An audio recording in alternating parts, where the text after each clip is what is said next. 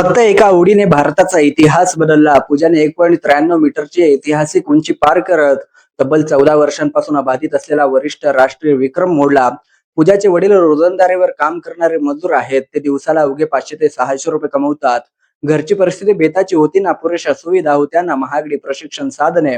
अकॅडमीत तिने बांबू बांधून हाय जम्पचा सराव सुरू केला. उडी मारल्यानंतर सुरक्षितपणे उतरण्यासाठी गादीही नव्हती.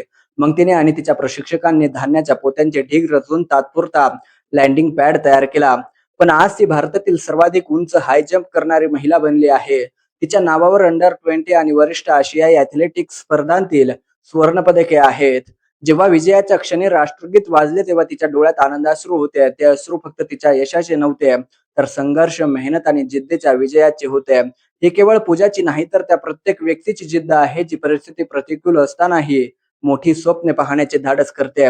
लक्षात ठेवा, स्वप्नांना कधीच मर्यादा नसतात. मर्यादा असतात त्या फक्त आपल्या विचारांना.